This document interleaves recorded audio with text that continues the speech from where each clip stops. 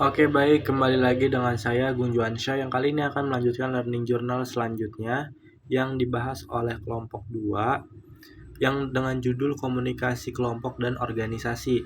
Anggota kelompoknya yaitu ada Safitri Nur Fadila, Ilham Saibatul Hamdi, Alifian Indi Muzaki, Sekar Mayang, Sri Eva Syafitri, Muhammad Fatih Mumtaz, dan Dafa Zuhair Al-Haq.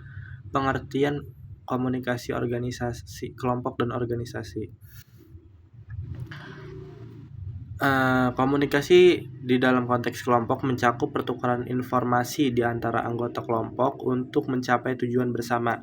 Dalam komunikasi kelompok dibagi menjadi dua macam, di antaranya kelompok kecil dan kelompok besar. Adapun kelompok kecil yaitu mikrogrup adalah kelompok komunikasi yang dalam situasi terdapat kesempatan untuk memberi tanggapan secara verbal atau dalam komunikasi kelompok. Lalu ada kelompok besar. Kelompok besar atau makro group yaitu yang terjadi dengan sekumpulan orang yang sangat banyak dan komunikasi antar pribadi atau kontak pribadi jauh lebih kurang atau susah untuk dilaksanakan.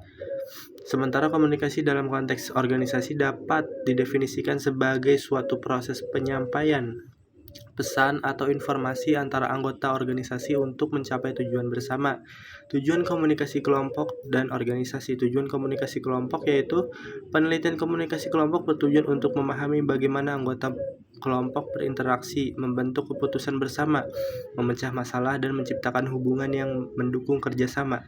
Tujuan komunikasi organisasi adapun penelitian komunikasi organisasi bertujuan untuk memahami bagaimana proses komunikasi mempengaruhi dinamika internal organisasi, serta bagaimana komunikasi dapat mendukung pencapaian tujuan organisasi. Fungsi komunikasi kelompok dan organisasi. Fungsi komunikasi kelompok yaitu pertama hubungan sosial, yang kedua pendidikan, yang ketiga persuasi, yang keempat pemecahan masalah dan pembuatan keputusan, dan yang kelima adalah fungsi terapi. Fungsi komunikasi organisasi ada fungsi umum dan fungsi khusus. Lalu bentuk komunikasi kelompok dan organisasi. Komunikasi kelompok atau deskriptif menggambarkan. Dalam komunikasi kelompok deskriptif untuk komunikasi dibagi menjadi tiga, diantaranya yaitu kelompok tugas, kelompok pertemuan, dan kelompok penyadar. Lalu yang kedua, komunikasi kelompok perspektif. Memberi petunjuk komunikasi kelompok dapat dipergunakan untuk menyelesaikan tugas, memecahkan persoalan, lalu membuat keputusan dan melahirkan gagasan kreatif, membantu pertumbuhan kepribadian seperti dalam kelompok pertemuan atau membangkitkan kesadaran sosial politik.